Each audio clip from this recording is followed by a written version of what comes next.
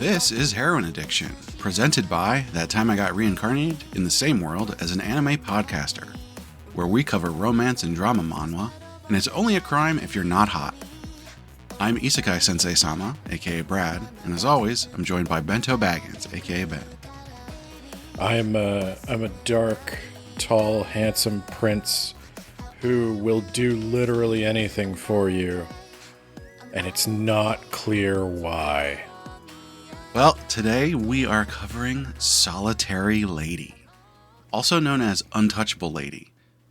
There's been some drama for the naming. I don't know anything about the original Korean, but I think Untouchable Lady works a lot better considering the story, but well, I guess it has two connotations, though. At the beginning, I would say solitary, but it definitely, it changes. We'll get into that. Yeah. So, as always, I will read the summary, and then we'll get into it. Noblewoman Hillis Inoden has had many lives so far, 7 to be exact, but she has always been regarded the same in all of them, meek, submissive, and a pest.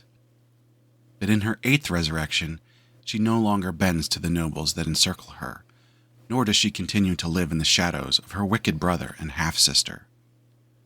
With a sacred power passed down from her lineage and the title of the family head, she sets out for revenge and to change the grave destiny that awaits her. Yeah, so, Solitary Lady. Solitary Lady, like, this one has, like, sort of changed my perspective in that now every time I play through a video game again to get a better ending, is that canonically the character is reborn to live again. Only this time now they know, like, you got to do the bosses in the right order. I mean, maybe. That's sort of what she does. I guess we should give a important spoilers for the first couple chapters, but so this story takes place in some kind of magical late mid-century European-like place, but there's these 4 families that are sort of like, oh right, because there's no king, so there was a king and he was like he god, was Jesus, I guess, and hundreds of years ago, the 4, I don't know if they would be considered dukes, but that's probably a good comparison.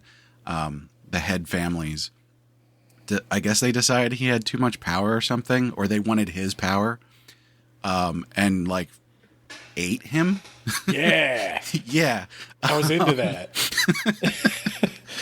I was like, I didn't expect this to go there, but it was like, well, the thing is, I'm not joking when I say the king is Jesus, because there is a ton of like weird Christian imagery, because it's like the whole like body and blood of Christ. Like they do that. Yeah. They have a communion, except it's not a symbolic thing. They literally eat and drink him. And I don't think he was down for that, as opposed to Jesus. No. But so these 4 noble families, they basically run everything because there's no king. And so the head of each family has these magical powers that come from the fact that they ate the king. And each different family represents like a season. The seasons of weather, spring, summer, fall, winter. And their powers sort of go about that. Actually, that makes me wonder, what does the Verget? How does that power make sense? I guess it gets darker in fall. I didn't like that one either. Yeah, that one's a little also confusing. It's unclear what his power is. It just seems to be like telekinesis, but it looks like darkness. But they all seem to have similar powers, but they're just like themed differently. Yeah. It's anyway, reskin. I gotta say, like, if nobody has, this is a free meme for the Otome Isekai community. Like, you remember when Rudy Giuliani booked the wrong 4 seasons? Yeah. Yeah, you just Photoshop, what's his name, Diego, standing at that podium instead of Rudy Giuliani. And that's the political dynamic of this family. Yeah, pretty much. So we've got these four families, and they choose the next head of the family by the child that basically manifests the family powers. And in this particular instance, where we find this story, the powers have manifested in Hillis, who is the first wife's child, along with Ricardo, her brother. I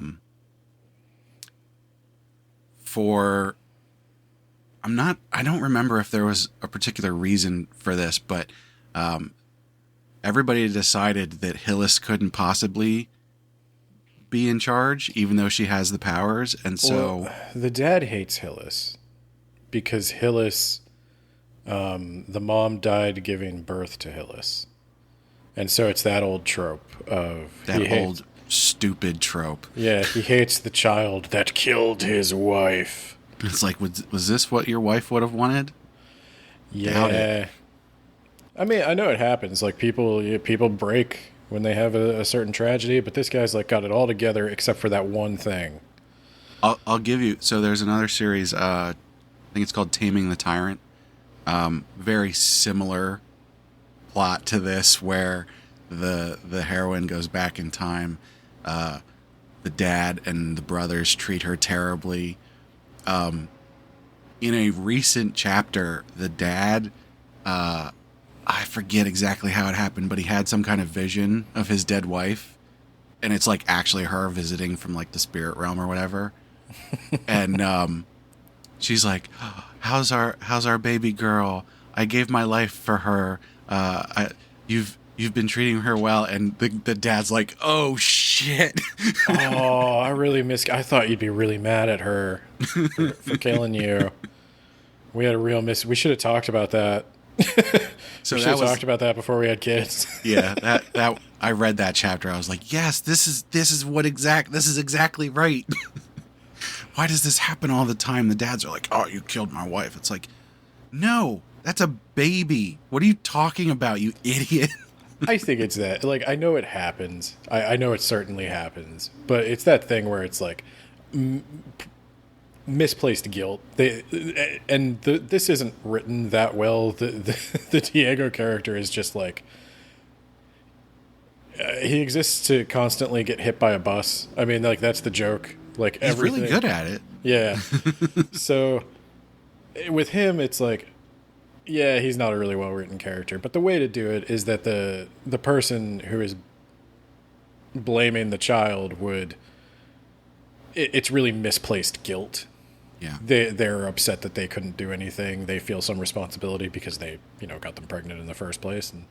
But they're still idiots. It has to be the child's fault, or else they have to acknowledge their own psychological trauma. And a lot of people are really good at doing anything to avoid acknowledging their own trauma. So, yeah. So, Diego, the current head of the family, Hillis's dad, is like, no, it can't possibly be Hillis. We got to figure out a way around this. And they do figure out some way through the manifestation of another family's powers in some weird stuff going on to sort of take the power from Hillis and give it to Ricardo, killing Hillis in the process, basically.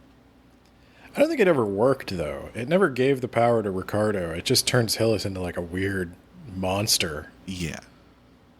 And so this happens over and over again because Hillis keeps going back and reliving this. And for some reason, it takes her a really long time to figure out what's going on. I'm glad you brought that up, because I was like, every other Otome Isekai heroine, like, they got one life and then they got it. You Yeah, know? the second go around, they'd be like, "Oh, I know what's going on here." But for some reason, Hillis, for many lives in a row, is like, "What do I have to do to get them to love me?" And it's like she's doing good on the eighth time. She got it figured out, but it's weird that it took that long. There is this is a little bit of a tangent. And it's kind of a weird recommendation because like I feel like one is targeted at boys and one is targeted at girls. But Tim Rogers is a guy who analyzes video games and does these really like 10-hour long video essays. One of the video games he did was called Tokimeki Memorial, and it's a Japanese dating game. And he did not want to use a guide, so he vowed to play through it as many times as it took to get like the hardest to get girl. And he realizes like halfway through, he's like, my most fun playthrough was the playthrough where I just went with the girl that I was like most compatible with.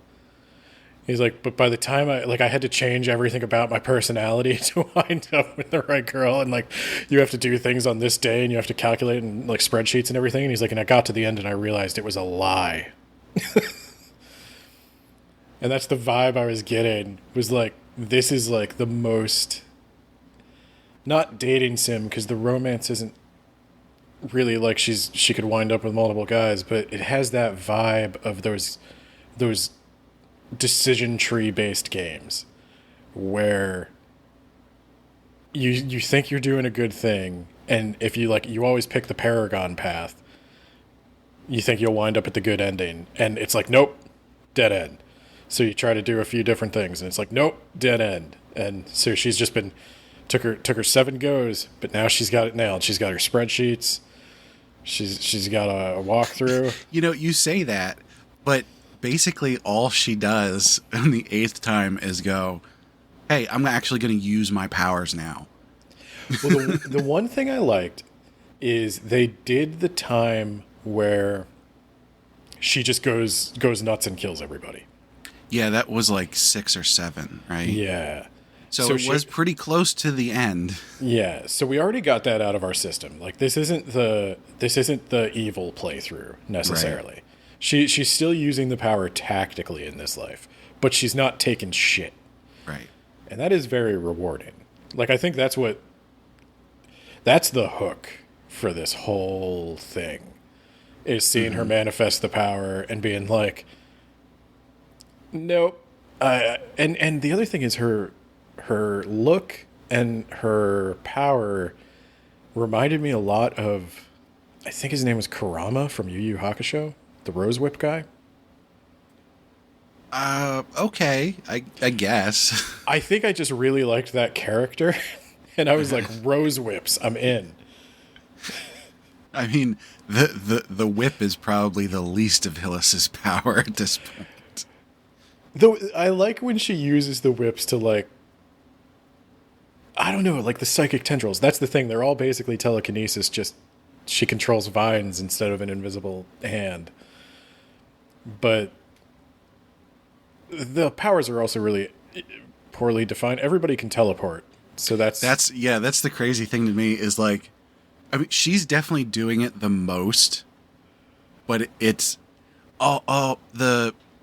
we haven't got a whole lot of explanation for the Summer family, the Kalikia, because their head is like sick, and so she's in bed all the time. Mm-hmm. And the other family members that have manifested some sort of power, lower level powers, they don't have like the full head of the family power. But yeah, so Hillis teleports all the time. Axion Verget teleports all the time. And you said their fall, right? I guess that's the only other one that would fit.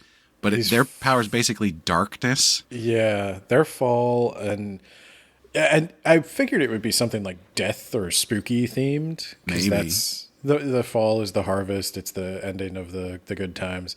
And then the Winter family just shoots bricks of ice, but also ice teleports. The Parvanons. And yeah, they have an interesting situation because the head of the family there is like he's got all of the powers, but his powers are sort of fading, and they're brothers, right? Christian, Christian is like, he takes over, but I think they've set it up as like his power isn't as strong as the other heads of the family, because the power is sort of split between him and his brother, who he's locking up now to take over. But yes, he also teleports around, and it's just like they use the teleportation all the time to just go wherever. And it all seems silly because it's like you could just go to these different places. Although, they did establish that like when they teleport, they leave like traces behind. Like with Hillis, for the spring, you can smell the spring in the air. So I imagine like if Christian teleports with his winter powers, it'll be really cold there or something. There's a thing that happens in a lot of these quasi like magical girl-esque like power sets where they can all teleport as a way of getting into and out of scenes, and then they never do that during a fight. Yeah. Because teleporting is like arguably a way better power, certainly a way better power than what the Kalikia family has, which is like they put all their stats in martyrdom. Yeah. So I'm not even clear how they fight. In the one of the most recent chapters of Villains Are Destined to Die, the prince is like, "Hey, teleport us out of here," and she thinks to herself, I can't do that. The game system teleports me. I don't know how to teleport myself." Well, there you go. That at least explains it. It's not time for me to teleport. So yeah. Do you want to talk about the side characters that are like, I don't know what's going on with them? The Gabrielle and Rodrigo, is that his name? Something I wanted to touch on is like the fact that there are so few. It seems like there's so few other people in the world. Like there's a couple other like side families that are like the branch families of these four main ones, and there's some servants and stuff like that. But like besides that, there's no other people in this world. Like they never go into town or like travel. It's always like, oh, we're going to this estate. Oh, we're going to this estate. Oh, we're going to go to this secret four families magic area. And like, so there's no connection to the world. It's literally just like these four families, what's going on with them. So I noticed that, and I couldn't decide if I really liked it or if I thought it was lazy. And I think I'm going to go on the side of I liked it, but I don't know if it was intentional. There's a theme going on of like the king obviously was not happy to have been eaten. Yeah. And he has sort of trapped them in this Groundhog Day scenario. And it centers around Hillis, but like it's not just that she went back and got reincarnated. The entire world resets every time she dies. They're all stuck in the loop. Yeah. None of them can get out. And so the disconnect from the real world, it starts to feel like suffocating after a little while. And you're starting to sense like the trap these families are caught in. Like it is all about them. There is no world outside of them. They did this thing and they're stuck. I do wonder if that's intentional from the author to sort of separate that out. I think from a storytelling perspective, the outside world isn't really necessary, so it sort of makes sense to just like ignore that because the story's not about the outside world. But at the same time, if you want to establish a setting, if you want to make the story feel more realistic and everything. Like, you would do that. You would have them, have Hillis and Axion go on a date. Even if it's not a date, maybe they have to go and talk to an information broker or something, so they have to go into town. But, like, that doesn't exist for whatever reason. Yeah, so if it's on purpose, that makes sense. But if it's not on purpose, it's lazy. So yeah, it's like, that's the thing. Like, I like the Limbo vibe, because I would kind of compare it to, again, another weird one is Chainsaw Man, where, like, Chainsaw Man, what year is it? Actually, it's 1999. They did actually establish that. Oh, that's good. But, like, for a while there, it's like so much of the Chainsaw Man world has been, like, screwed with by the destroying of the demons and everything, and that they exist in this weird limbo too, where it's like, it's not hell, it's not, certainly not heaven, but you just stagnate. You just stagnate, and that's what this world is. And I like it. It's the right vibe for this story. I think what could be done in the future, now I'm sure the web novel's already written, so I don't know, but, like, what I would be looking forward to is some confirmation that that's what's going on, and some more dread. Like, I want the king to be a little meaner, almost. Yeah, they don't. They sort of just, when all of the stuff with the king starts going down, it's sort of more just like, hey, you guys did this to yourselves. Good luck with all of that, and less of like, I'm doing this to you, and I'm gonna get you, Yeah, I can't tell if the king likes Hillis or not. I think he first set of up all, they look very, very similar, which is obviously a thing. Yeah. So I think it's more of like, I don't know how much agency the king actually has in any of this, because he shows up as like a spirit, and it's very wishy-washy of like, well, I was going to say, not that it matters a ton. Is the king a woman?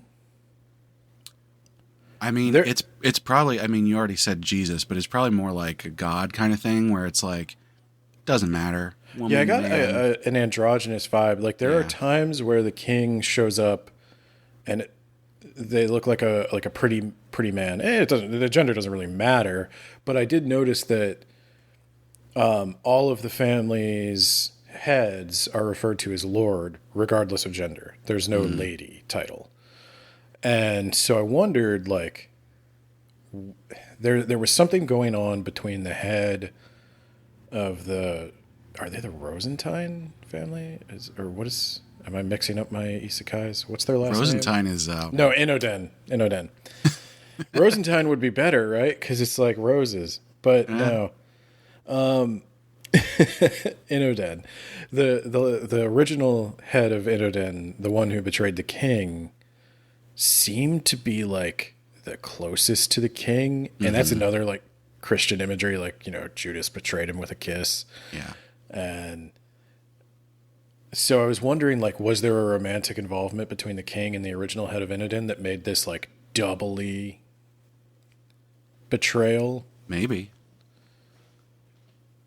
But then in that regard, the king should be like favorable to Hillis, because she's doing what he wants now, basically. I think he is favorable to the extent that he's giving her a path to salvation. Mm-hmm. And so ultimately she'll get the quest to collect the 99 pieces of divinity, which when I heard 99 pieces of divinity, I was like, oh, so we're going to be here a while. Not necessarily. That's a lot of divinity. I question whether or not, like, how much does the king actually have to do with the looping? And is it just that Hillis is the first one to have so fully manifested the powers that the looping is happening because of that, and less, anyone actually doing anything. Yeah, I couldn't really decide how much of the Christ stuff is aesthetic versus theme, because it's obviously pulling from Jesus imagery, but I don't know how. Like, I don't know if the king is supposed to be a messiah. I don't know if it's this. This is the words about books and me coming out. I don't know how much of it is this author really trying to do a big important theme, and how much of it is just like, that looks really cool. I don't know if you can really go with like, does it look cool? Because it is an adaptation. So like, you can't really go like, oh, it looks cool because it was just words before. Well, even in words, like, you borrow the imagery, I guess. There is something kind of deeply ingrained in culture, because I know Korea has a huge Christian population. For Asia, they've got probably one of the biggest. And so, like, the Gothic cathedral, the stained glass, the body and blood, like, these are all like mythological themes, unless you believe in it, and it's a religious theme. That like, they have power. They would evoke an emotional response in an audience, and they do, because it connects it to something more. And so I know some of that is intentional, but some of it is probably just like edge, where they're like, yeah, this is, because when we talk about the romance, I'm gonna talk about edge. Like, this, I get the vibe that this is written by somebody much younger than me, because this is the kind of romance I would have written when I was like 16. Obviously, that's not something that we can really know, unless they're out there. But I haven't looked into that. It's just very like toxic love, very like Harley Quinn and Joker. You think? I don't like the way they interact.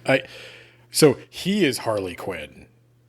He is like broken and way too attached to her, and I'm like, dude, this is not good for you. Okay, but I have to disagree to an extent, because this is a little spoilery, so if you haven't read up to like chapter 60 or whatever, you might want to skip ahead. But they establish that he is sort of regaining his memories.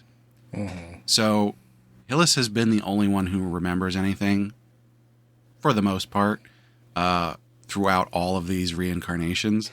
And they show that every once in a while someone gets a feeling of like, oh, something happened before, but when? What's going on? And it's like deja vu and all that kind of stuff. But Axion sort of starts to remember in a more concrete way. And so I think what's going on is he is attracted to her because of the interactions that they had in the past, where she was the meek lady, and she was someone who needed to be protected. And he sees the lost little girl in her. I mean, to some extent, yeah. The difference between the Harley Quinn and Joker comparison, I guess, is that Hillis is capable of growth. The Joker's never going to change. The Joker's never going to be able to love Harley Quinn the way she deserves to be loved. Harley Quinn becomes like a sympathetic character. That would destroy the character. That would destroy it. Well, and it would destroy the Poison Ivy ship. But with Hillis and... Maybe that's better. Poison Ivy and Harley Quinn. I think that one's almost too wholesome to be related to this. I forget the guy's name, Axion. The thing with Hillis and Axion is, yes, I do realize the author is going to bring this around, and that they are both capable of loving each other and actually appreciating each other. But a lot of the tantalizing bits, the part that's supposed to get you all hot and bothered, is her treating him like shit and him being like, "Feed it to me, mama. I don't care. Like, I'll do whatever you want. Yeah, step on my face." Like, that is what a lot of people. Some people are into that. I'm aware. I've read your comments on Bato. And to be clear, there's nothing wrong with that. You can have your trashy comics, but I did not like those parts. It's not that part of the romance isn't for me. Now, obviously, it's where we're at now in the story. It's starting to come around. It's more of a mutual thing. Hillis is kind of giving in, and you also have the window into Hillis's mind that you wouldn't have in like real life when you're watching somebody get treated like this.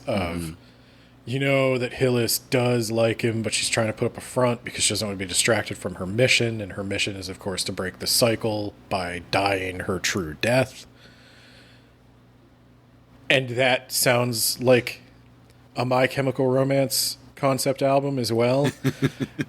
It's like, I've lived 7 lives and I just want to die my true death, but then I found love. Now I have a reason to live, and now I'm afraid of dying my true death. And I could get 12 tracks out of that. I mean, maybe that's a good soundtrack to listen to while you're reading this. Not the Black Parade, Helena. You got to listen to that one. 3 Cheers for Sweet Revenge. That's the album. God, I forgot the album name of My Chemical Romance. What kind of elder emo am I? Well, that's what happens when you get old. You start forgetting stuff. Which, maybe that's a good excuse for Hillis, because she seems to keep forgetting all of the past stuff that happened. We already went over this to death, but something I just needed to get out is, like, I can understand if they wanted to do like 3-4 loops. So like you get a second loop where she's like, what did I do wrong? I need to figure out how to get them to love me. But by the end of that one, she should be going, oh, these are just bad people. And so on her third loop is where she just goes nuts and kills everybody. And then fourth loop can be this one, Yeah. I don't even remember the loops. Like, that's the thing.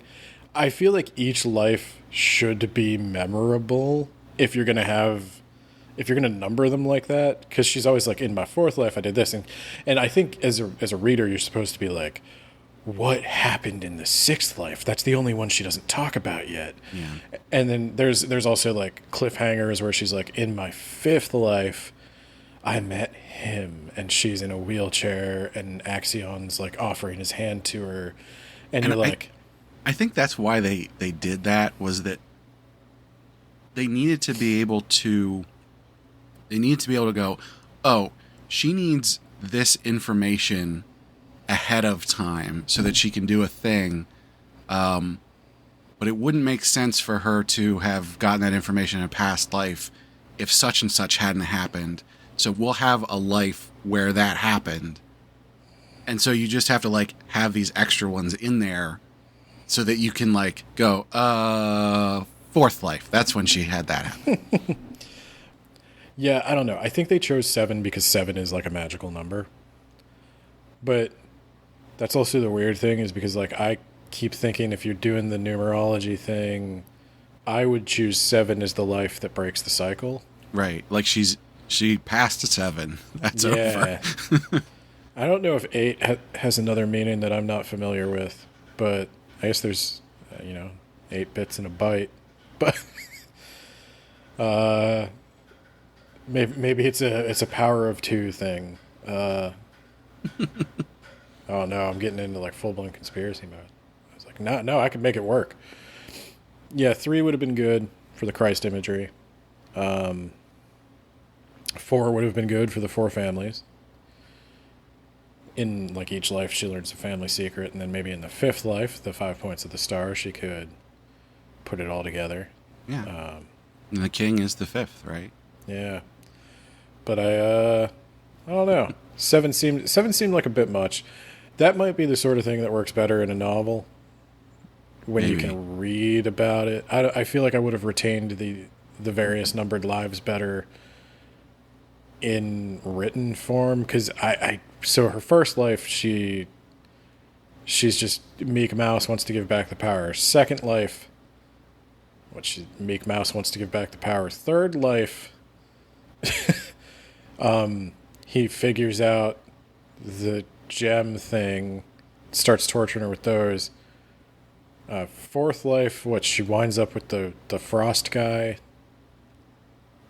Yeah, was that 4? I don't Might have know. been. And then 5, she gets rescued by Axion. And then 6, she kills everybody. And 7, I don't know what happened in 7. I don't know if I got those in order. Did we not get to 7 yet? Yeah, we might not have had that one yet. They have been slow rolling them, which makes sense from a storytelling perspective. Yeah, I mean, I think it should be timed with like the the last life should be explored close to the end of the story. Yeah. And something I think we should probably establish. We've been nitpicking a lot of stuff. Overall, I really like this series. There's a reason it's on the list. You say nitpicking. I guess I should mention the things I'm comparing it to, like where I'm like, it feels like Chainsaw Man. It feels like Three Cheers for Sweet Revenge by My Chemical Romance. These are all things I love. Yeah. And I listen to and read on repeat. So I like when I say it's emo and edgy. That's why I'm here. Mm-hmm. That's what I expected. But I did genuinely not like the romance, and I don't actually think it's Hillis that I don't like. I think I'm putting an unfair burden on her by like comparing her to the Joker and everything. I just don't like Axion's weird like step on me mama thing. I get where you're coming from. I don't really mind it. It's not like bad. I think this is just a not my thing. Yeah. That's not my. The main thing that I would say about that particular plot point of their romance is that I feel like it would make more sense for them to have not actually gotten together yet, for him to still be like seeking her out, because they hook up like pretty early on. Oh boy, do they hook up! Yeah, and not necessarily early on in the story, but like early on in like their, hey, we know each other in this life now, and then like 3 days later, it's like, yeah, let's do this. I want to be clear. I don't think there's anything morally wrong Oh no, with their romance. I mean, Axion chooses to be that way, and she tells him to go away. But in her head, she actually wants him to stay. And so you have all the information. I don't think there's anything, we need to take apart there or anything that you shouldn't feel comfortable enjoying. But I just don't like Axion. He seems kind of like he's a simp. Yeah, but he's also like not a character. What does Axion want? Whatever Hillis wants. What is Axion passionate about? Hillis. Why is Axion passionate about Hillis? Yeah, I definitely get what you. Yeah, that's definitely all true. It's just not the most compelling male lead we've had. Yeah, I mean he's a vehicle. Yeah. Basically, the compelling part of his story is this relationship in his family and like the weird stuff that's going on. His mom is like weird, and we haven't really gotten enough of the backstory there yet to sort of figure out what's going on. But something happened with his dad, and like, yeah. That's a fair point. There is certainly time for Axion to develop, because the story has been so focused on Hillis that if it doesn't slow down on Hillis, it's going to end very quickly. Yeah. So we do still have Hillis, and we still have the kid. I forget his name. The Mago or Mago. Mago, yeah. Mr. Magoo. Every time I read his name, that's what pops into my head. It's Mr. Magoo. I think I read it as Mago. Mago. Yeah. Mago is probably the correct name. Mago.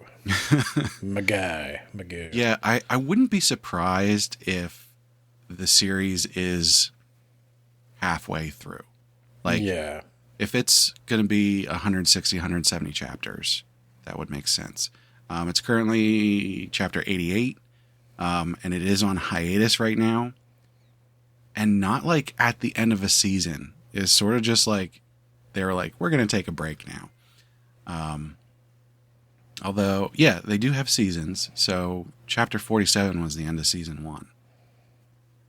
Maybe 88 is the end of season 2, but they didn't really establish that. No, it ended very abruptly.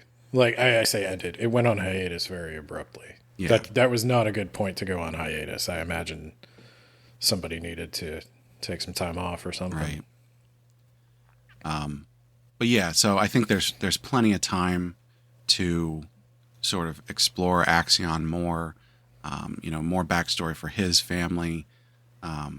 Probably get some more backstory for the other two families as well. I sort of don't give a shit about the Parvanons.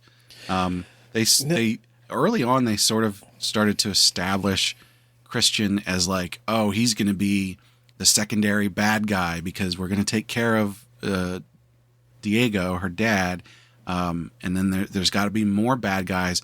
But then he's just sort of like the punching bag, and then they're sort of setting up Axion's mom as sort of maybe more of a bad, but maybe not. Who knows? And so it's like, wait, what's going on? Like, who is countering Hillis? Like, who is going, oh, Hillis is doing a thing and I don't want her to do that. We haven't really established that yet. It's got to be Axion's mom because she's remembering the past as well. So if she goes in with the same knowledge as Hillis, then she will have the opportunity to subvert Hillis. Probably making use of the Parvanon guy because I don't think the mom has strong powers of her own. Right. And I don't know. That's all okay. One of the things I mentioned this in I think it was Villainous Turns the Hourglass, where the satisfying thing is supposed to be that she comes back and she's like super mean to the person that was mean to her in the previous life. But we didn't really see a ton of the previous life. Mm-hmm. So it just kind of feels like I'm watching somebody be mean to somebody who didn't do anything in front of me. Like, I mean, they were mean to her in this life too, so they were, but not to the extent she was mean to them. True. like not to the like, I'm going to tear you down and cut your head off. I'm going to bring you to the depths of despair and then end your life because you were kind of mean to me at a party. She hasn't killed anybody yet. No. Not in this life anyway. No, but it's I keep wondering if there's going to be a point where Hillis has to give people the opportunity to make amends, like Gabrielle. That's one because so they've established in this go around that like, so Gabrielle was a bitch in all of the other lives, but they're sort of showing that like, she's definitely not a great person, but she was pretty much just going with the flow. Yeah, she's more a useful idiot Yeah, than anything. She wasn't the one feeding you gems or right. yeah, actually harming you. And even Ricardo, I want to say is his name. Yeah, And I know to I a said certain that. extent, he's very much my favorite thing though is just how confused he is about this whole situation in this life because he doesn't remember the past lives, and so he's just like, why are you doing this?"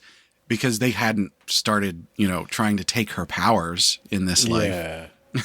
Well, and even in some of her memories, it seems like Ricardo, and I know I'm saying Ricardo with like the heaviest Pennsylvania accent. I can't help it. But every Spanish name is going to sound terrible coming from me. But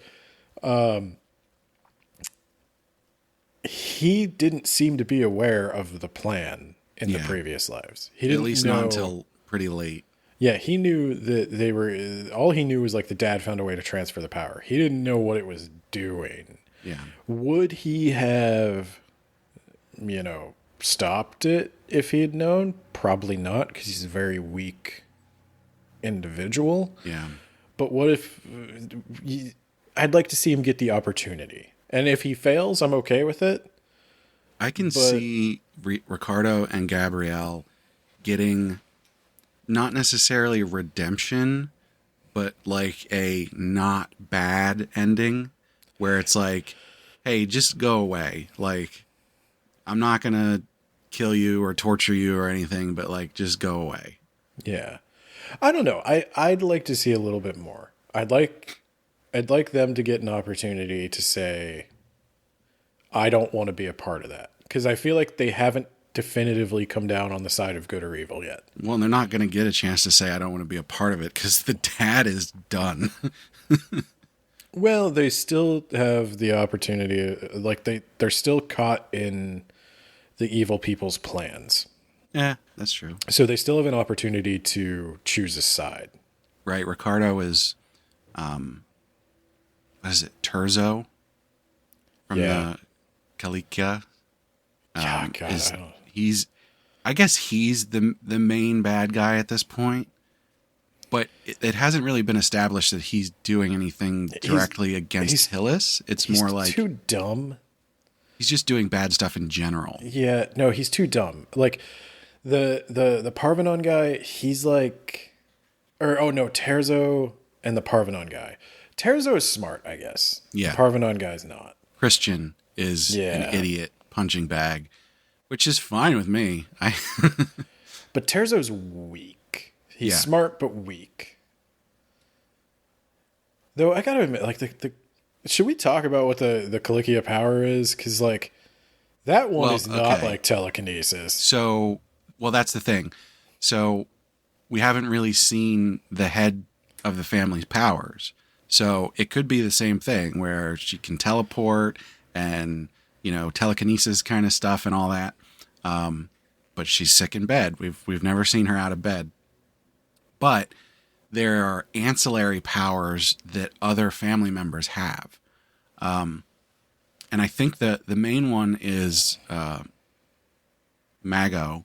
So he's the grandchild of Violetta. He's The head. the grandchild, yeah. No, Violetta is the daughter. Yeah, he's the grandchild of the head. He's Renee is the nephew head. of the daughter. Right. Yeah. His mom's dead, right? They established that. Yeah. But he was like kidnapped and like kept somewhere, and so Hillis knew about that and rescued him. And he's the one who really is manifesting powers, but his powers are manifesting in this weird way. So there's two different manifestations. The really powerful one is his tears turn into jewels, right? And if you eat the jewel, you like get way powered up. So the tears turning into jewels thing is a thing that comes up in Japanese myth and stories a lot. I would guess it comes up in other Asian stuff as well. Sailor Moon, it was the tear turned into the silver crystal. Sekiro, there's the Dragon's Tears. Like, that's a theme I've seen a lot. The blood turning into weakness crystals is weird. So I feel like it wasn't established that it was specifically the blood makes you weak. It corrupts you, I guess. Something like that. It can it weakens the family's powers, but it also mutates people and animals into monsters if you surgically implant it in them. Which makes me think it's sort of like does an opposite thing. So like they put it in the monsters get more powerful. They give it to Hillis and she gets less powerful. So like it's the blood is sort of like a nebulous thing. An anti-divinity. The very concrete one is the tears make you more powerful. But only if the tears are of true sadness. He can't just cut onions and manufacture those things. I think they did establish, though, unless we didn't get to this yet. So Christian gets one of the tears. I think Terzo gives him one, and he takes it, and he's like, "Oh, I can feel this power. I'm so powerful." And then like he sees Hillis, and she just like swats him away, and it's like, "Oh yeah, okay, didn't make you that much powerful." So you ate a tear, right? Well, I ate a tear too, and I ate a bunch of god juice. So I've been just shoving every mineral I find in my face. But so something important to note is in this 8th iteration, there is no blood or at least not anymore, because Hillis rescued Mago, and no one wants to take his blood after he's rescued. Like his main family doesn't want to. It was when he was captured that they were taking his blood. Oh, Terzo's going to bleed that kid dry if he gets his hands on him. Well, so that's why in the previous lives they were able to get all this blood crystals to give to Hillis, because he was still captured and imprisoned in those lives.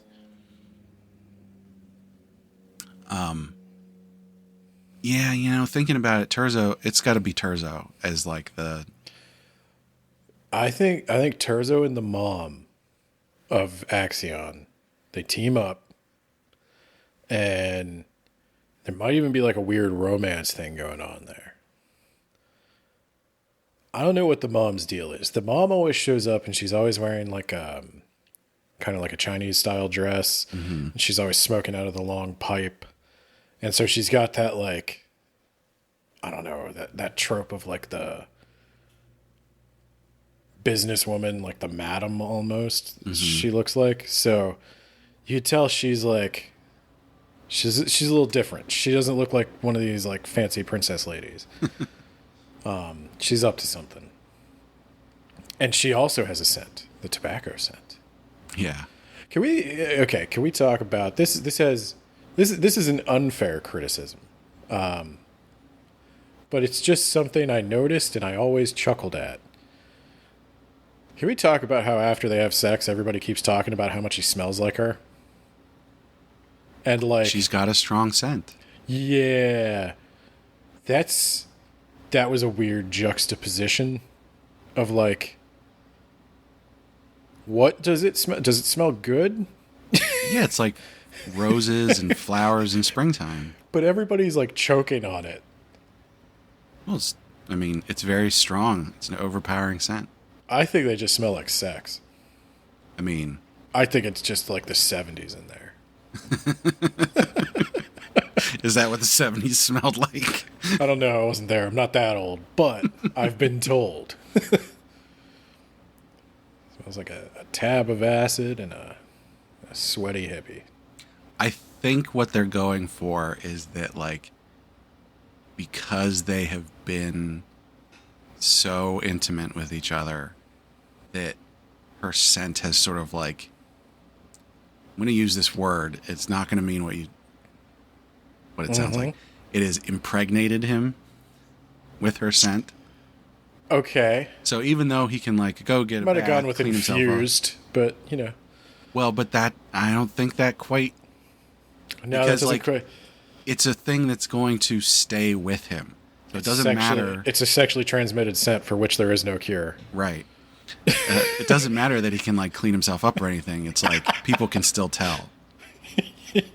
She marked him. I mean, that's. Oh God. Oh God. There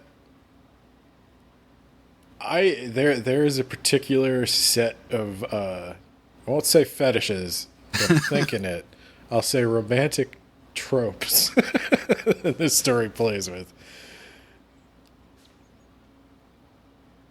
Oh dear, oh dear. Well, is there anything else about the characters that we wanted to cover? I think I already said Christian. I don't care. Mm-hmm. If they make him an actual threat later, I will be surprised. He's there to die. He's basically been comic relief, even though it's not quite presented like that. It's not like, oh, this is funny. It's more like, yeah, good luck with that, buddy. No, at some point, his ego is going to get the best of him. He's going to do something really stupid and reckless based on his emotion and his feelings of inadequacy, and he's just going to get himself killed. Mm-hmm. That's what's going to happen. That's a Ben prediction. Well, I do want to touch on the art, but we could get into the rubric to do that. Before we get into that, I went ahead and asked for any comments or juicy tidbits or anything that people might have over on the Otome Isekai Discord server. Only got one response. This is from Runa. I don't think that's Rena. I think they're the same person, but maybe. I don't know. Runa says, the art is genuinely stunning, and I really like that even though she's being forced into a direction, she keeps fighting back. Like noticing this is out of character, or something is too convenient, etc. Feels better than an oblivious female lead. Yeah, I did think people would enjoy that. I do think it's refreshing to see her just start absolutely bodying people right and left with violence, which is not. This is not the cunning political gamesmanship Otome Isekai. This is one of my favorite character types for Otome Isekai is just girl boss, just like on top of everything, super powerful. Political or superpowers. I'll take either or both. I love to see them just like walking around, just like not taking shit from anybody. Yeah. No, this is more evoking the emotions of like a traditional isekai, like a sword and sorcery isekai, where their guy gets reincarnated and he just has a particular set of skills and he fights injustice. Except in this case, she just fights everybody who ever wronged her. Yeah. And I do think the writing, like other isekais, the writing relies on the reader knowing what you mean. Like you could just say, like, this is a person who wronged me every day in my past. This is an abusive parent. This is an abusive sibling. And you're like, kill him. I've heard all I need to hear. It's interesting because I read a whole bunch of different revenge fantasy manga and manhwa, and they really run the gamut from like, I'm just going to get revenge by having a way better life, to the complete opposite end of I'm literally going to murder everyone. And they both ends of the spectrum do it for me. This one's, they both have their place, and like I say, that's the edge thing. Yeah, like there's a reason. Like if you look at My Chemical Romance as the example, like Gerard Way, the guy who writes all that music, is like a teddy bear in real life. He's just an artsy guy who like just likes to draw comics and put on eyeshadow, and but in the songs it's like I'm gonna kill 100 evil men before I can go back to hell, and like yeah, sometimes you just want to get it out. Yeah. I'm just creating art to get my catharsis. I think Solitary Lady is a good middle ground as far as like revenge fantasy, because she's not really murdering everybody. She does a little bit in that one part, but for the most part, it's sort of like in the middle of I'm gonna be the best versus I'm gonna murder everybody.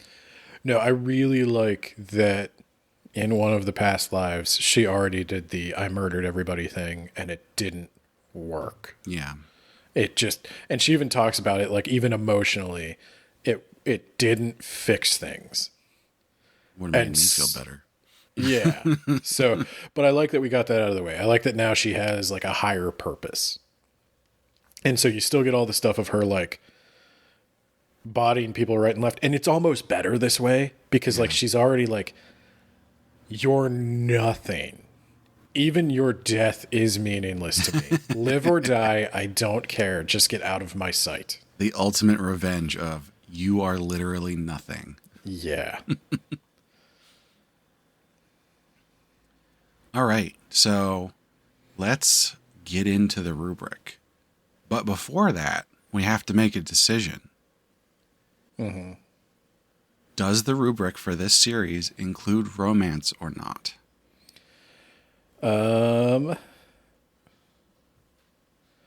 For me, it'll probably do better if it doesn't.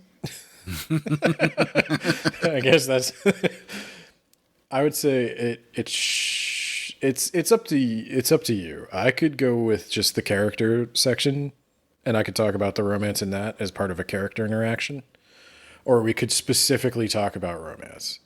I'm really on the fence with this one because the romance doesn't really kick in for quite a while. But then when it does, it's a really central part for, 15, 20 chapters. But then also it sort of doesn't matter to the main story at all. So my general thoughts on the romance, and we can maybe decide based on this if it's like a character interaction thing or if it's a romance thing. I've already talked about how I feel about Axion being kind of a non-character. The one thing I like about the romance is that they hook up. They explicitly, I mean, it's not depicted. It's not hentai or whatever. Too but bad. But they do. It is not any secret. They have had sex. They are in an adult relationship. It is reciprocal, and she is even starting to get jealous of him being around like other ladies, or maybe being out too late, and so I kind of like that it didn't pointlessly drag things out. That is a thing that happens in a lot of not just Otome Isekai, but romance in general. Of like, the big payoff is supposed to be they get together, so that can't happen to the end, even though the chemistry kind of hit the boiling point way earlier than that. In this, when the chemistry hits the boiling point, they let it happen. I actually really appreciate that. I agree with you to an extent. I'm on the side of I like my romances to be drawn out, but not to the point of being unrealistic. Because like I like the slow burn, I like the will they won't they, have it take place over a long time, but then like when you get to a point where someone is basically confessing and then the other person is like, oh, do they actually like me or not? Then I'm like, no, what the hell are you doing? Yeah, the thrill is in the chase, never in the capture. I get that. Those are the ones where you get dense female lead syndrome. Yeah. But what I was going to say is like, so when I was a teen, I was probably more into like the chase, like the because when you're a teen, you date. And even into my 20s, you date people. But I'm married now, so it's like I do sometimes like to see just couples who are couples working together and making it work. And because too often, like, it could feel like, okay, you got together, you confessed, you had the big like honeymoon thing, and then you died because the interesting part of your life is over. Nothing will ever duplicate that passion. I'm wondering something here that maybe explains our difference on this. How many girlfriends have you had? Serious, probably 3. Okay. And besides Sirius, did you date very many others? Yeah, here and there. I'd say probably a couple in high school. Okay. I had a serious girlfriend all through college, so I didn't do much in college.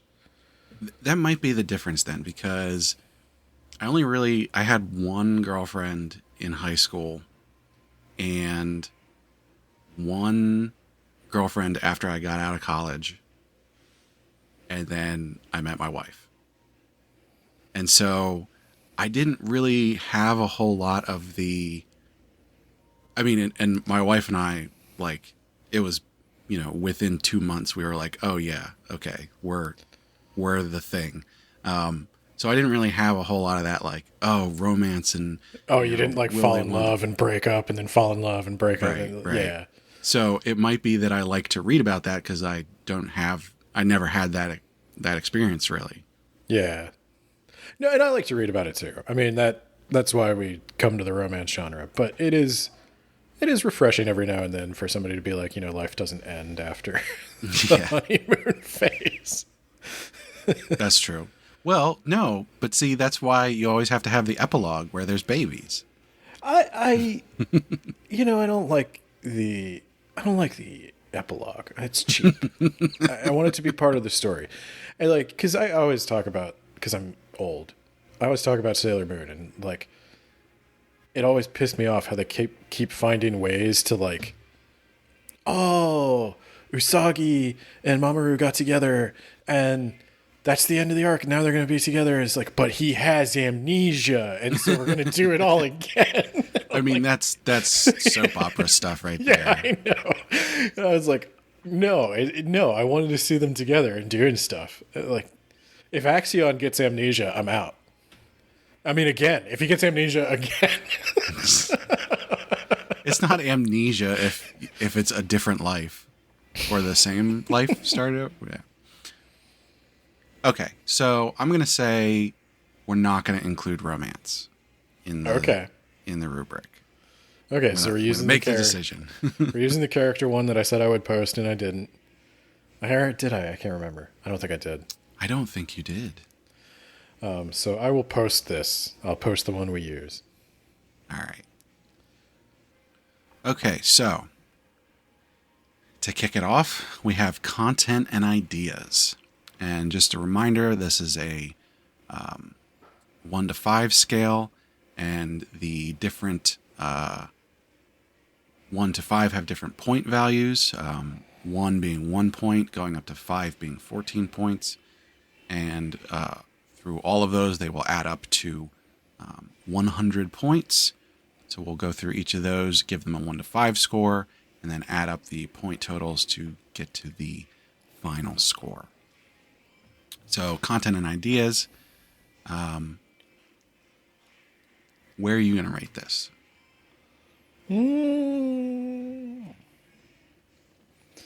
At this stage, I think I'm going to be generous and give it a 4, which is that there's original ideas and the plot points are presented clearly and the character arcs are satisfying and everything's developed. I don't think it's quite earned the 4 yet, but I think it's on track. The original ideas, like, I gotta say they're original to me, so that's a caveat here. I'm everything I have read in this genre is on this podcast. So the multi-reincarnator thing, I'm sure it's been done before, but I really like what they did with that. as much as I criticized like the numerology of it and how I get confused about which life's which, I think they're doing a good job of like revealing certain things at certain times. And when I really started to get into it was when other characters started remembering the past lives as well. Mm-hmm. So I do think they're going somewhere with that. It's not just a gimmick. And if they stick the landing, 4. I am also going to give this a 4.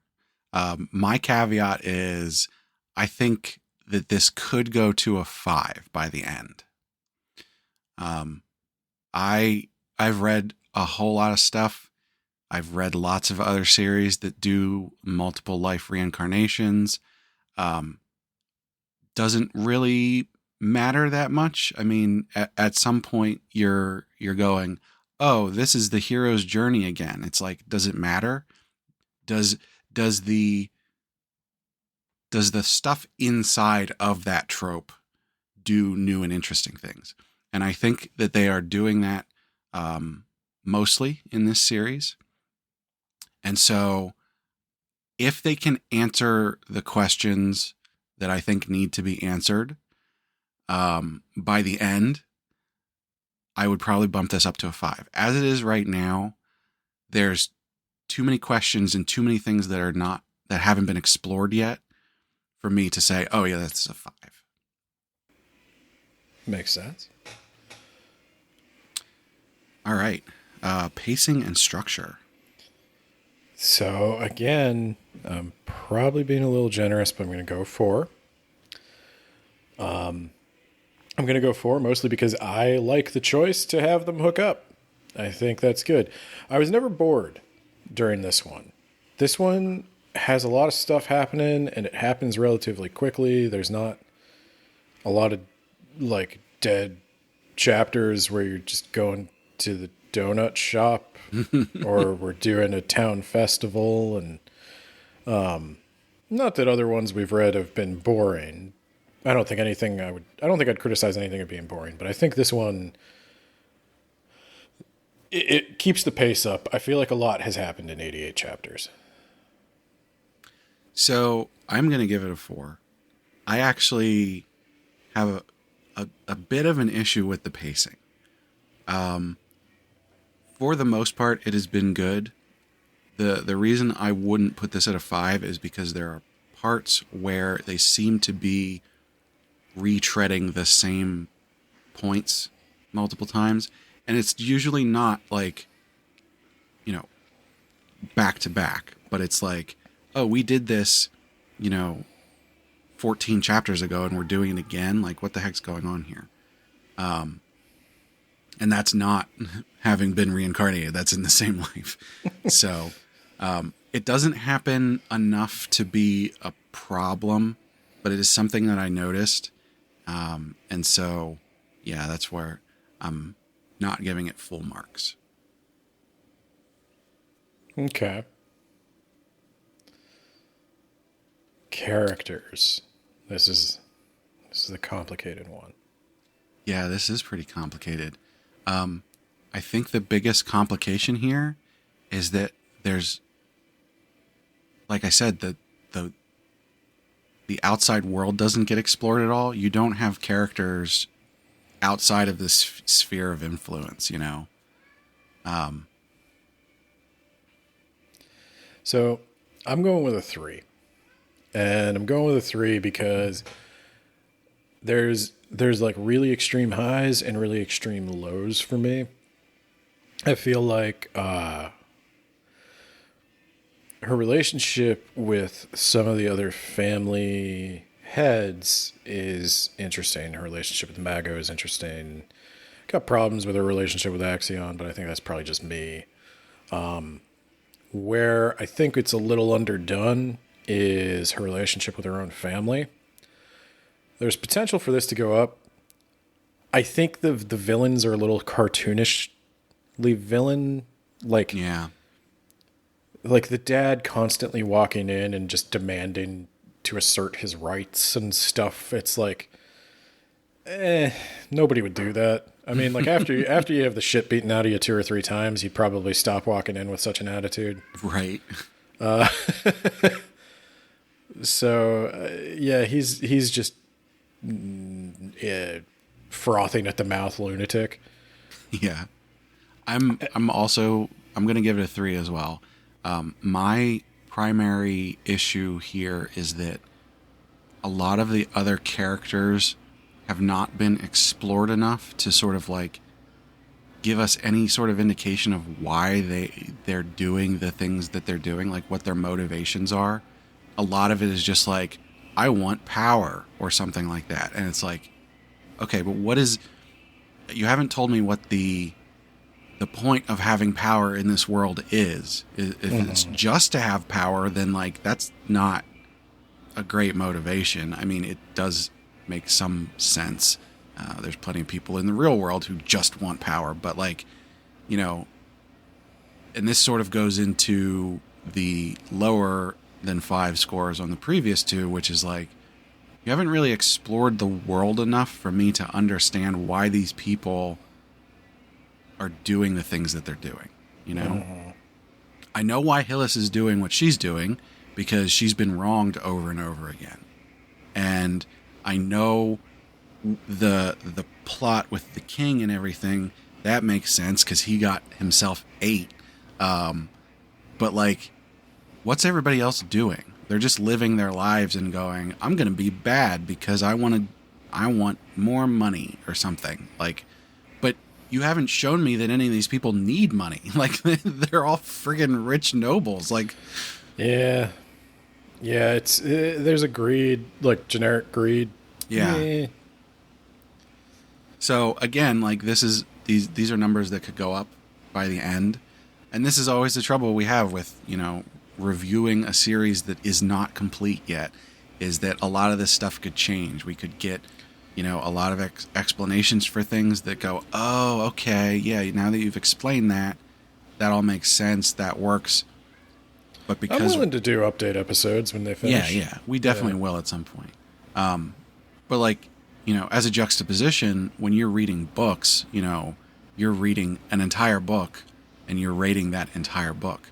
And everything's a trilogy or a 7-book series these Well, that's days. what I was going to say. Is like a lot of times you get these ones where it's like, this is book 1 of whatever, and it's like, okay, so if you write an entire book and how good that book is depends on the next book in the series, that's a failure. Like, you can do trilogies, but each thing needs to stand on its own. I would prefer it that way. I know people would argue not necessarily. Like, there's realities of, this probably comes into play with like the web novels and the comics too. There's realities of publishing that make it so like, I can't afford to work on the series until it's like complete, because that might take me 5 to 10 years. I need the advance on the novel. So right, and I don't think I there's gotta hand them a book, but yeah, I don't think there's anything necessarily wrong with that. But like, it's a different thing from like book trilogies or whatever, book series, where it's like, no, this is a chapter we're reading. It's not done yet. And unless it's a series that sort of establishes itself with like long arcs that then go to another arc, you know, like, this is kind of like the season should sort of stand on its own. The season should have like a conclusion. Right, but not necessarily, because if it's a series that's like, this is going to be a series that completes in there's a story that we're telling here, that's different from like, you know, you might I'm going to use this example of something you've never heard of. Lady Baby is a manhwa that's been going forever. Oh, I thought you were talking about the wrestler turned singer. I just saw today that they are announced season 7 is going to be coming out. So like, that's a lot for something like that, you could say, okay, we're going to read the first 3 seasons and we're going to rate it based on that. And that's fine, because this is going to run forever. You know, there are soap operas that just go and go and go. And those kind of things, I think you can rate those and be less apologetic. Like, I about love it. The Simpsons, but I dislike most Simpsons episodes that have ever been made. Yeah, exactly. At this point, it's like, I like Star Wars, but I dislike most Star Wars movies And so nowadays. for that, you're gonna be like, okay, we're gonna rate this arc. You know, like what does this arc do? Because it can Yeah. stand on its own. So for basically everything we've read, except for Villains Turns the Hourglass, these things are still ongoing. So at some point they will end. We will need to re-rate them. Probably gonna get higher ratings the second time around. Although a lot of them we haven't even rated at all yet. So, or rubriced, we have. Yep. All right. So should we move on to art? Yep. Art competency. I agree with Runa. It's a 4. It's not the best I've ever seen, but it's certainly more than competent. It's good. Yeah, I'm going with a 4 on this as well. It's they're not really doing anything that's like out of this world, but it's very competent. The way to get this up to a 5 would be if they were doing something sort of more out there and like interesting. They do the manhwa style, but they do it really well. When the character designs are kind of like samey. I mean, I've seen these characters, and if you did not give me any context, and you put this up against, like, if you put her against any other redhead with long hair in any other manga, I'm not sure I'd know the difference. Yeah. Same with Axion. He's not a Duke of the North, but he's got big Duke of the North vibes. Yeah. You got the silver-haired guy with fox eyes, like, so like the execution though, really well done. That's what it's missing to me though. Is just a little bit more creativity. Right. To get a 5, and to be clear, like to get a 5, you're at the absolute top of your game. That is like more than. People should definitely go and read the descriptions of each point value that you or 1 to 5 score you have on here. Our competency is literally for a 5 is every frame is a painting. The art itself is worth reading the comic for. That's a high bar. Yeah. I can tell you though, the series we're going to cover in 2 months will definitely be a 5. Oh. Spoilers.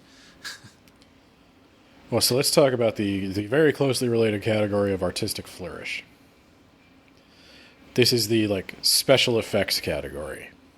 Yeah. So this one this is a tough one because I'm between a 4 and a 5 on this. Oh, really? I'm at a 3. Really? Yeah. I thought they did a really good job of sort of, framing the panels and having the effects of, and like, oh, we're at the Kalikas, and so you have this sort of like warm to hot, it's got the summer vibe going on, and then Inoden, and like, oh, there's flowers and everything, and just sort of like blending everything together with a theme that's based on whatever family is the prominent family for that scene, Maybe I just didn't pick up on that. Yeah, maybe I just didn't pick up on the tones. And I think they did a really good job with, anytime there's like magic or something happening, the effects for the magic are really good. They're not relying very much on, the 3D assets, or where they are, they're incorporating them in a good way. And I just think it's a really, it's competent. It's very competent in the same way. Well, that's where I guess in the same way. I'm kind of going with, all right, you talk me up to a 4. I could do a 4. I'm looking at the definitions now. The one thing I'll say is like, this is like a 3.5. I mean, I'll give it a 4, but I don't think it really stands out from any other manhwa.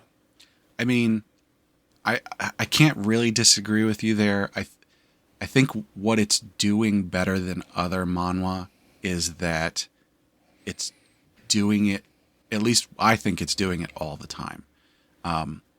It is very consistent. Yeah, to me it's like basically every single panel they're basically drawing the character interactions, drawing the backgrounds, and then painting over it with effects. Well, I will say the one interesting thing that maybe it deserves a little bit of credit for is they do change artists. Yeah. Although I should say, as opposed to some other series where they change artists and it's like, oh my God, what are you doing? They did a pretty good job of It was a smooth transition. keeping the same style. Yeah, the other artists tried to be really respectful of what the first one had done. Yeah. So, yeah, I think that's worth a little bit of credit. I'll go four. I'll go four, but I have complaints on the record. Well, you talked me down to a 4. No, I'm in a similar boat. I don't think it quite reaches the level of like, oh, this is perfection. But I think it does a really good job. So as opposed to your 3.5 rounding up to a 4, I'm going with a 4.5 rounding down to a 4. Okay. Well, So personal preference, huh? 4. This I'm going to say the like I said, the romance not my thing. Don't think there's anything horrible about it or super wrong with it. It's just not. I don't know what this says about me. I kind of like, because I know it's like from the perspective of the girl, and like you relate to the girl, and it's like I don't know. I like to be daddied. I don't know. I don't know what this says about me. I like a strong Duke of the North. I'm one big broad chested guy who's gonna tell me what to do. That's what I've learned about myself doing these comics. I don't know, man. I can take it either way. I like. Oh yeah. I like seeing, people, capable people, loving capable people. Yeah. Yeah, I think that's fair. And you can be capable in lots of different ways. Oh, so much innuendo. Well, I was thinking specifically about like, a meek woman being capable because she is kind and cares for people, and then being taken care of by like a big, strong daddy Duke. Those are both capable people. They're just capable in different ways. So, recommendation strength. Well, I need to give a number for this? Personal preference. I didn't tell you. Oh yeah, sorry. I thought you were. Are you at a 5? No, this is a 4. Okay. All right. Unfortunately, I think the thing that I'm looking at for criteria for a 5 for personal preference is when a series isn't updating, am I going, oh my God, when is this going to get updated? Mm-hmm. And I really like this series. I mean, it's a 4. It's a 4 for personal preference for me. But when it went on hiatus the second time, there wasn't a part of me after, a week where it didn't show up that I was like, oh God, I really need this to come back, Yeah. So that's gonna be my my threshold to bump something up to a 5 on personal preference. It's like, am I missing this? Am I like yearning for it? Okay, recommendation strength. Yeah. This is an interesting one. I don't know where this lands because I feel like anybody could read this, but it does have enough otome isekai tropes that it might be only for genre fans. I'm not sure. I think 4 is a strong recommendation to genre fans, weak recommendation to general audiences. I think in terms of a general audience, we could say if you like romance, you probably wouldn't hate this. But See, I don't know. I don't know that there's enough romance in this to be like, if you're a fan of romance, you should read this. well, I say romance. I think I mean like the heroine type story gets lumped into the romance category a lot. And that we could talk about the sexism inherent in that maybe, but I've definitely read a lot of like stuff that is like paranormal romance, which is like really more just like a straight up urban fantasy that has a romantic subplot, but it features a woman, so it's romance. You know, that's a whole ball of wax. But I think like the readers of like the shoujo comics or the josei comics could come to this and like it. I think a general audience could find this approachable. It's not so otome isekai that it's like alienating. It's also not where I'd start. I think genre fans, this is a must read. Even just for the fact that like it's so well rated by other places. Like if you read any other otome isekai, you should read this one.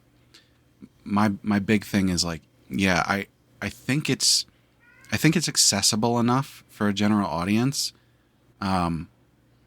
It probably doesn't transcend genre boundaries for you to be able to go, anybody should read this. No, I think 4 is where it should be. Yeah. And 4, again, it's not bad. A 5 is like a you know, Romeo and Juliet type staple of literature, almost. So I have so much trouble with these because like the goal is that the 5 should be an exception. The 5 should always be an exception. The because you don't want to deflate it, or you don't want to inflate the ratings. You don't want to give everything 100%. Right. Like if something gets 100, it should be. I've never seen anything that got 100. So first off, like I've never seen. It's perfect if it gets 100. There is no room for improvement. Nothing is wrong.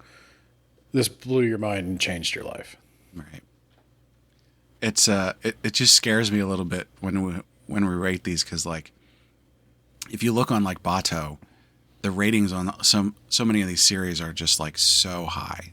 People are giving these 10s and 9s, and it's just like I can't.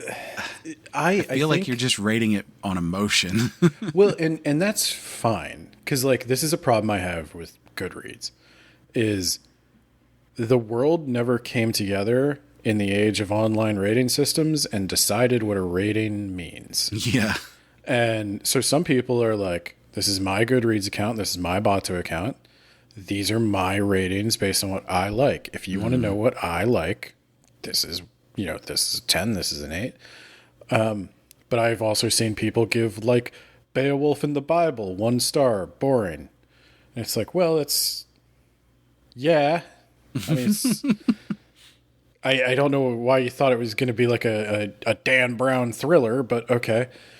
So I think our goal, at least with the rubric, if you ask me to make a rubric, my goal is to combine a little bit of did we like it with is it good? Is there any room for improvement? Sort of like dissecting the story and the art and just the medium. So there should always be room for improvement. I've never given anything a perfect 100. Well, and like we said a bunch, like at the end of this, some of these 4s might go up to 5s. Yeah. And the other thing is the 4s at the beginning can go up. The art and stuff generally is not going to go up at the end of a story, but well, and it doesn't mean at any point anything we give it, it does not mean you're wrong for it being a personal 10. True. Yeah. You're allowed to love something that may have a legitimate flaw. God knows I do. Well, with that said, should we add up the total? Let's add it up. So, I think we matched on these. All 4s except for characters, right? Which is a 3. Yep. So I think we're at 73. Yep. Which I'd say is a 7 out of 10, which I would say, for me, is really good. Yeah. This is the kind of thing where I thought that I would be at an 8, and I would have given it an 8 had I been able to give it 2 more points. I would have rounded it up to an 8. But unfortunately, at 73, I can't do that. The math doesn't allow it. No. But a 7 out of 10, that's good, right? That's good. And I would say, like, at some point, if you really want to get, like, a statistical baseline, we can read bad Otome Isekai. Because, like, you're picking the top of the top. So, like, 7 seems like low for what we're doing. But Ben, I already read bad manhwa. You would have to read bad manhwa. I can do that. All right. Well, last thing for rating, and this is a super secret bonus. Would we recommend this to Kermit? No. No. No, I don't think he would like this at all. No. There's way too much generic stuff in this. He would. Oh, yeah. I don't think he'd make it 3 chapters. No. All right. Well, it's time to pick the next thing that we're going to read. And I have something super special for that. I got a recommendation from someone. Something I have never heard of before. So, not something I've read. So we'll both be reading it. Nice. It is, in fact, a full-on webcomic. It's on Webtoon. It's called This Isekai Maid is Forming a Union. Okay. I tell you, that sounds like it has Kermit potential. I hadn't really thought of it when Trover recommended it to me, but yes, I think if anybody is interested in this series and what we're going to cover in a month, they should also check out the next episode of the main podcast, because Kermit will have something extra special for people who are into maids. He's pro-maid and anti-capitalism. So, but yeah, so this series is ongoing. It's currently at 63 chapters. So not too crazy. But this is on Webtoon. I think I said that.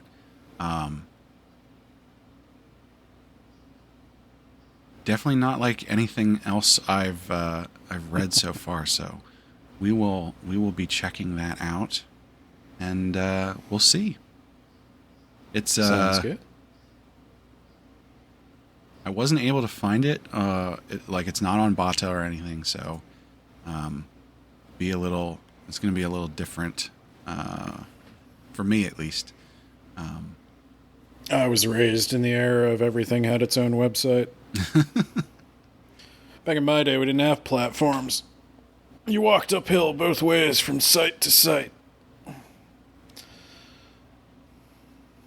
So stay tuned. Make sure you're subscribed. We'll be checking that out next month. And with that said, thanks everybody for listening.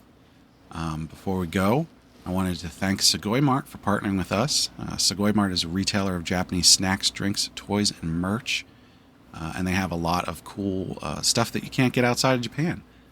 You can check the link in the description or use code APR15 at checkout to get 15% off your first order, which also helps us out. And Ben, as a little bonus for you, I currently have a box sitting next to my front door from Sugoi Mart. So we're going to check that out next week. Subarashi. And you can let us know what you think on social media and tell us if you have a series that you want to cover, like Trover did. Check out our website, animepodcasterreincarnation.com, where you can leave comments about these podcast episodes and also find other posts and reviews. On the website, you can find links to everywhere that you can find us, all our social media, which includes our Patreon, Twitter, YouTube, and Facebook. You can also just send me an email to isekaisenseisama@gmail.com. And please don't forget to rate us on your podcast platform of choice. It really helps us out and gives us visibility. And as I said, don't miss the main podcast. That time I got reincarnated in the same world as an anime podcaster. We do a lot of fun stuff on there. It's obviously different from the format we have for Heroine Addiction, but it's still a fun time, so check that out. And if you can't get enough of Ben talking about reading stuff, check out his other podcast, Words About Books. You got anything fun coming up? Actually, for fans of this podcast, not for a couple weeks yet, but we will in July or end of June, July. We're doing Battle Royale by Koshun Tsukami. Nice. Classic, hyper-violent, not romantic. And that's the novel that they made that movie off of, right? Yeah, The Hunger Games. Yeah. Yeah. No, they did make a very famous Japanese adaptation of Battle Royale. When was that written? I want to say late 90s, early 2000s. That would make sense. So once again, thanks for listening, and we hope you had a good time. But for now, we got to put some eye drops in, or people will know I've been hitting them on one.